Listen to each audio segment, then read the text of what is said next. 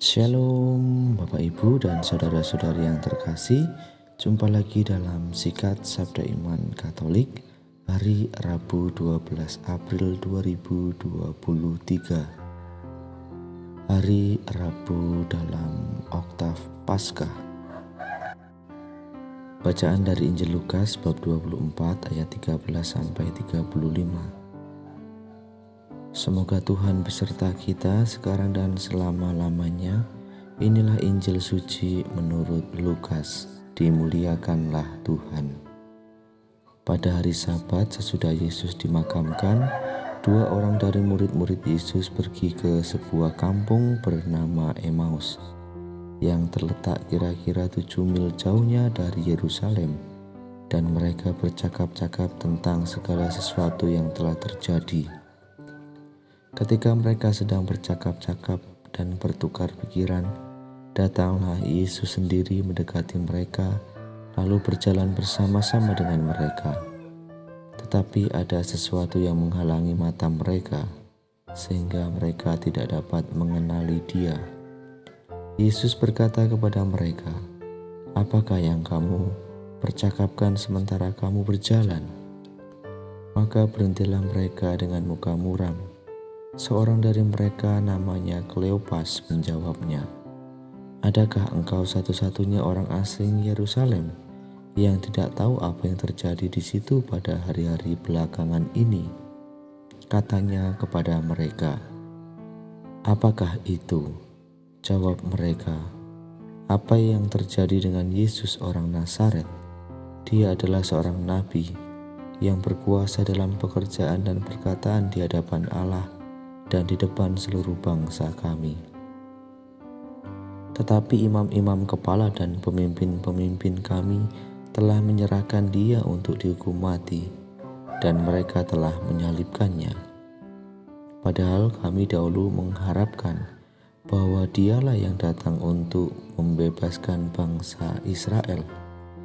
Tapi sementara itu telah lewat 3 hari sejak semuanya itu terjadi, dan beberapa perempuan dari kalangan kami telah mengejutkan kami. Pagi-pagi buta mereka telah pergi ke kubur dan tidak menemukan mayatnya. Lalu mereka datang dengan berita bahwa telah kelihatan kepada mereka malaikat-malaikat yang mengatakan bahwa Yesus hidup. Dan beberapa teman kami telah pergi ke kubur itu dan mendapati bahwa memang benar yang dikatakan perempuan-perempuan itu. Tapi Yesus sendiri tidak mereka lihat.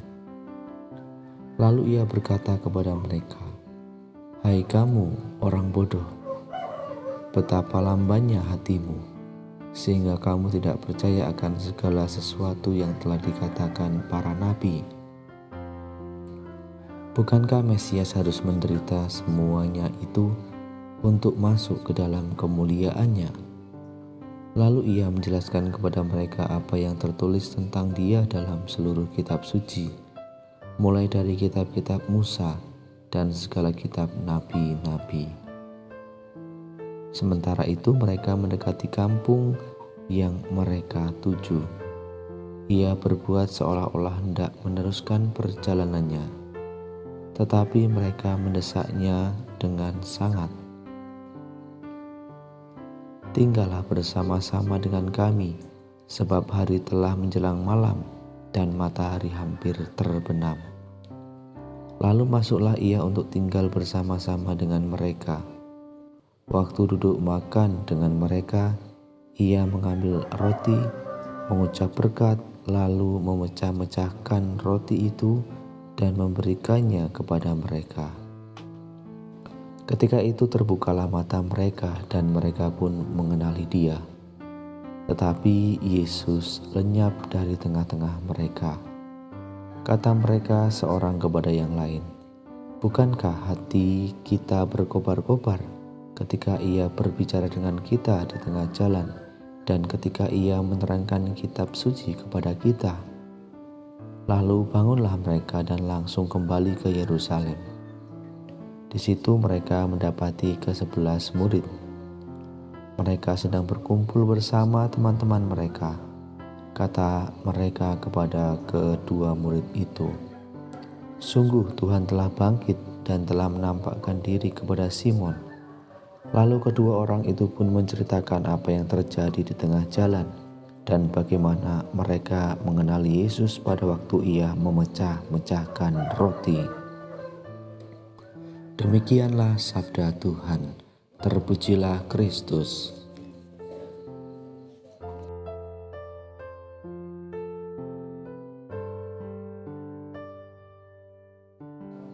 Bapak, Ibu, dan saudara-saudari yang terkasih dalam Kristus, dalam bacaan Injil yang kita dengarkan pada hari ini, di mana kedua murid Yesus yang melakukan perjalanan ke Emmaus melukiskan peristiwa kebangkitan yang sangat indah. Terjadi perubahan yang cukup drastis di mana kedua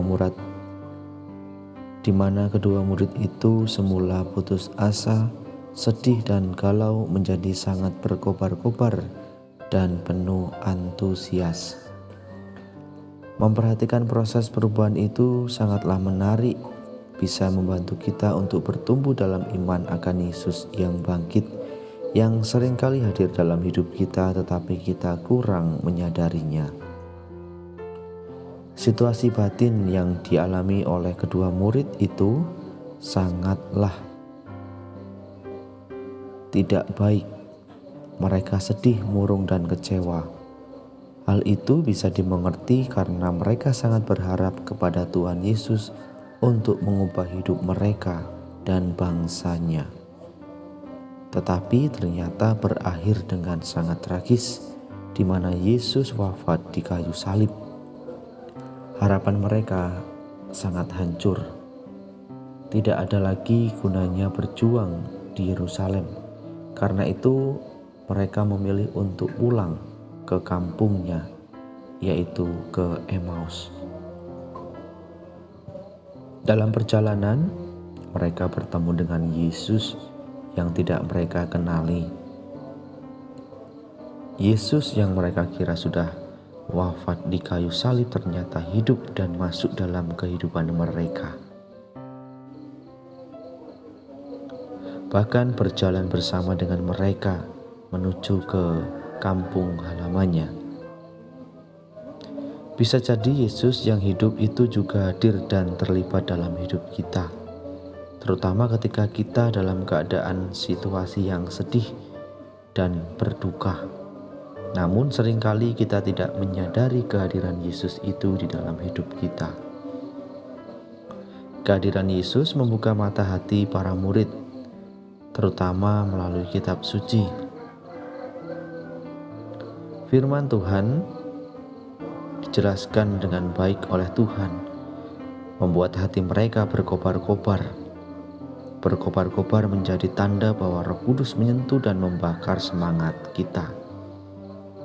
Kita tidak lagi muram, lesu, loyo, dan hati kita kecewa, tetapi penuh harapan, semangat. Kita bisa belajar untuk mengenali gerakan hati kita. Kapan kita merasa lesu dan tidak bersemangat? Kapan kita merasa berkobar-kobar dan antusias? Maka mari Bapak, Ibu, dan saudara-saudari yang terkasih,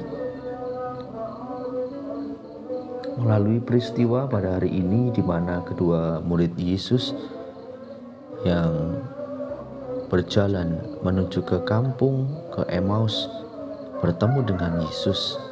Semoga melalui peristiwa ini iman kita semakin dikuatkan dan kita semakin percaya bahwa Yesus sungguh-sungguh bangkit, dan mari kita dengan kebangkitan Yesus itu kita wartakan di dalam kehidupan kita masing-masing, baik di dalam keluarga, di dalam pekerjaan kita, maupun dimanapun kita berada. Dan tentunya kita mewartakan dengan hati yang penuh gembira, berkobar-kobar dan penuh semangat. Maka Mari kita juga belajar dengan peka. Kepekaan akan karya Roh Kudus dalam hidup kita akan membuat kita merasa ditemani dan dituntun. Kemuliaan kepada Bapa dan Putra dan Roh Kudus, seperti pada permulaan, sekarang, selalu, dan sepanjang segala abad. Amin.